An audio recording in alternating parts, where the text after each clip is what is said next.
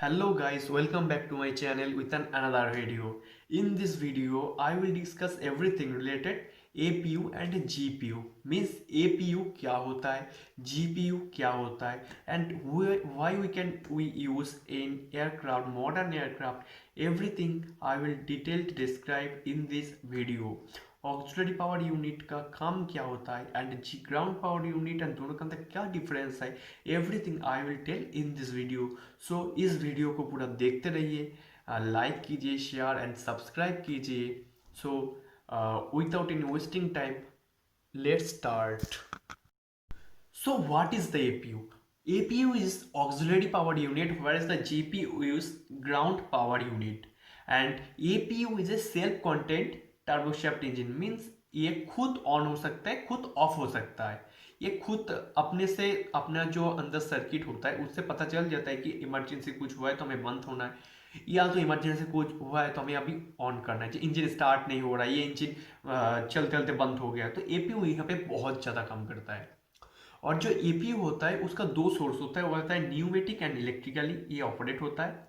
And ये flight और ground दोनों जगह पे ऑन हो सकता है.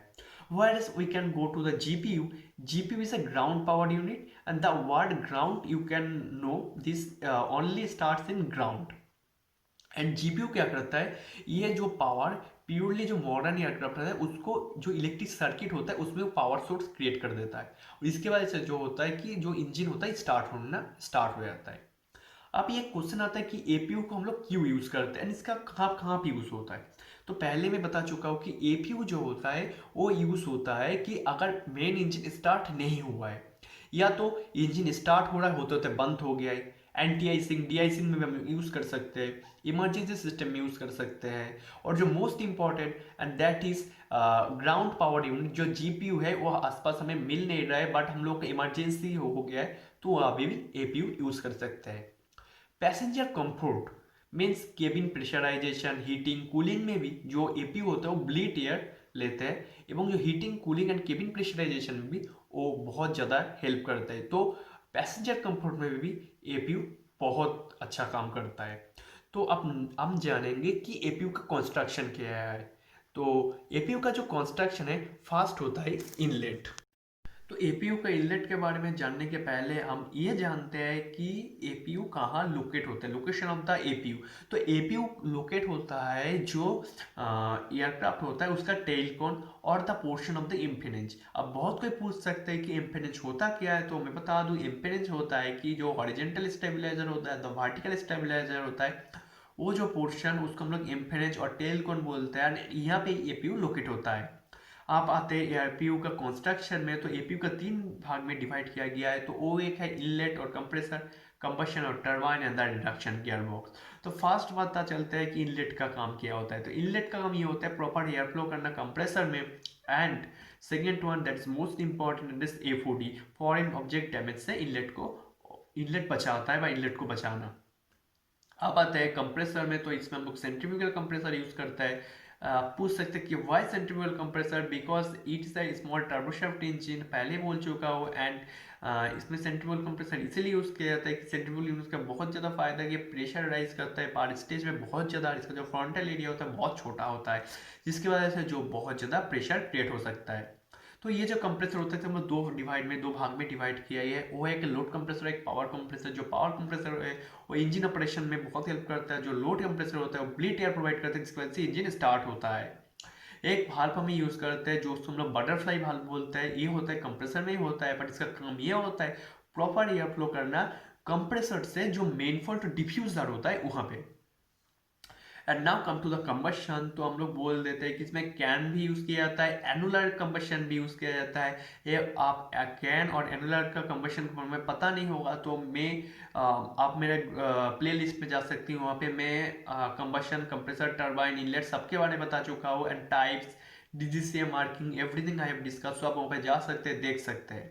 तो हम यहाँ पे एपीयू में कैन और एनुलर दोनों टाइप का जो है यूज करते हैं कंबशन चेम्बर. आप वो डिपेंड करते हैं कि अगर रेसिप्रोकेटिंग इंजन है, अगर उसमें एपीयू यूज कर रहे हैं तो उसमें होगा कि आपका कैन टाइप. अगर टार्बोफैन और टर्बोजेट एयरक्राफ्ट है बट उसमें हम लोग फिर यूज करेंगे एनुलर. अब आते हैं टरबाइन.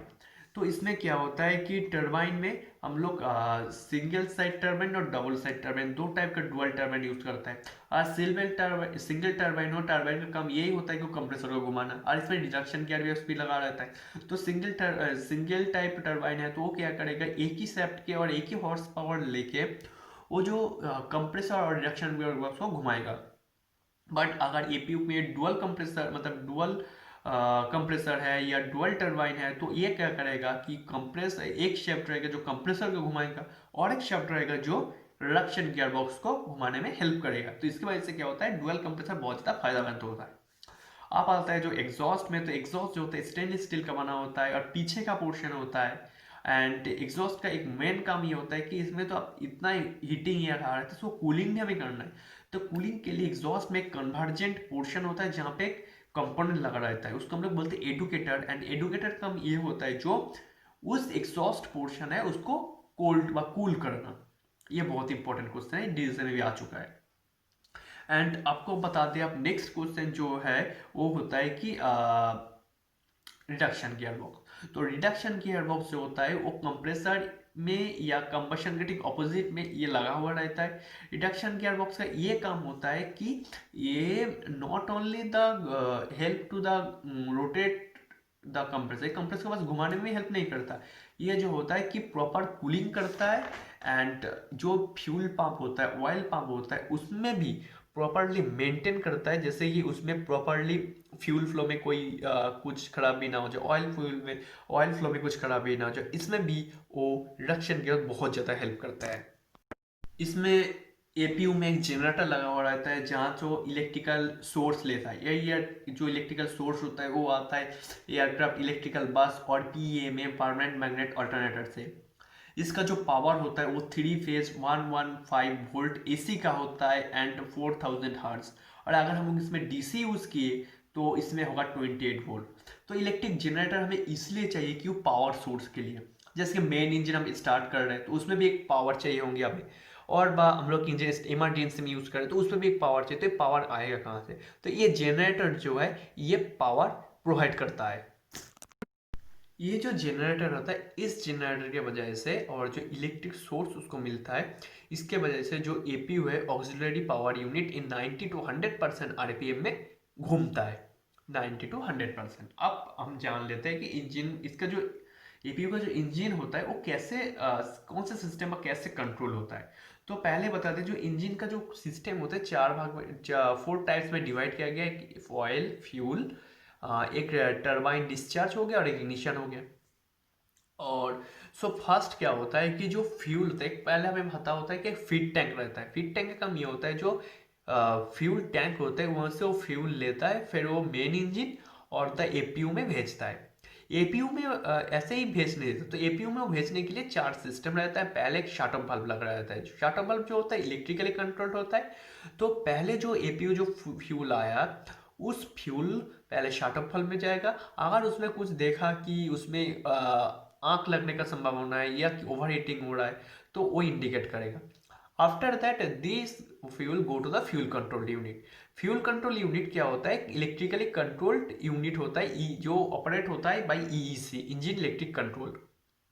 इंजन इलेक्ट्रिक कंट्रोल क्या करता है, जितना फ्यूल जा रहा है उसका कितना फ्यूल कितना जा रहा है उसको पैरामीटर को मॉनिटर करता है, and the fuel metering unit को भी इसके अंदर आता है। तो after fuel go to the fuel control unit is go to the control by engine electric control. अब इंजन ई से किसको कंट्रोल कर रहे हैं, फ्यूल कंट्रोल। अब फ्यूल आ गया फ्यूल कंट्रोल यूनिट में। अब फ्यूल कंट्रोल यूनिट के आने के बाद ये जो पूरा फ्यूल होगा ये जाएगा फिल्टर में। उसमें क्या होता है 7 to 10 मेश का एक फिल्टर लगा रहता है, जो कुछ पार्टिकल्स होगा तो अटक जाएगा।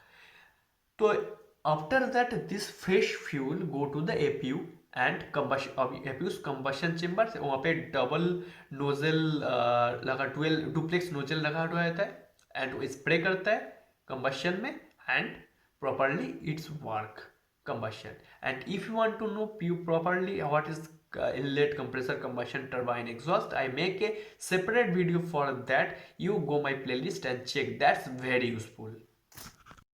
सो एपीयू हमें पता चल गया कि एपीयू हम लोग क्यों यूज करते हैं, उसका कंस्ट्रक्शन क्या है और कैसे इसके इंजन जो होता है कैसे काम करता है।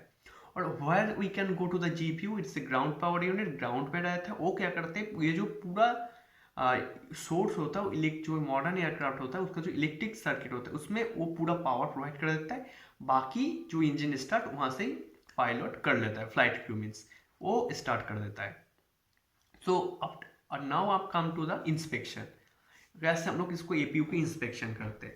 पहले बोल दे कि जो इंस्पेक्शन एपीयू होता है, और डीजीसी में पूछा गया ये क्वेश्चन बार बार कि जो एपीयू का इंस्पेक्शन होता है वो ऑन कंडीशन में होता है, और जब ऑन नहीं रहेगा जब आप एपीयू को इंस्पेक्ट करेंगे। और ये आवर्स बेसिक होता है। और कोई कोल्ड सेक्शन या हॉट सेक्शन, कोल्ड सेक्शन कौन सा होता है, कंप्रेसर हो गया। हॉट सेक्शन कौन सा हो गया, कंबशन टरबाइन हो गया। तो जब हम लोग इसको इंस्पेक्शन करेंगे तो इसको क्या करेंगे, डिसअसेंबली करेंगे, फिर इसको कुछ क्रैक होगा, ये होगा वो होगा, रिपेयर करेंगे, फिर उसको सेट करेंगे। और जो एपीयू का इंस्पेक्शन करेंगे प्रॉपर होना चाहिए। डाई पेनिट्रेंट टेस्ट हम लोग यूज करेंगे एपीयू को इंस्पेक्ट करने के लिए। तो ये था पूरा एपीयू एंड जीपीयू। तो आपको कुछ भी डाउट हो आप कमेंट सेक्शन में कमेंट कीजिए। कुछ भी डाउट हो, अगर मुझे भी नहीं पता होगा तो मैं आपको देख के या किसी से पूछ के मैं आपको बताऊंगा। और ये जो मैं ज़्यादा से ज़्यादा आपको डिस्कस किया वो बहुत कुछ है, डीजीसीए में भी आ चुका है। तो आप ये वीडियो पूरा देखिए, आपको दोस्त के साथ शेयर कीजिए, लाइक कीजिए, एंड प्लीज़ प्लीज़ सब्सक्राइब ये चैनल कीजिए, क्योंकि मैं जो नेक्स्ट वीडियो लेके आने वाला हूँ वो भी होगा fuel system, oil system, engine का जितने भी पार्ट्स है सबके ऊपर मैं बनाऊंगा। स्टोरेज हो गया। And if you have any doubt related engine, you can see my other videos that I have tell you previously that I make all what is the engine, aircraft engine, types of engine, what is the inlet, combustion, compressor, turbine, exhaust, everything I make a different video. So you can go my playlist and check, and that's very useful. And one request, please, before you go, you can like this channel, subscribe and share with your friends. So thank you, tata, bye bye.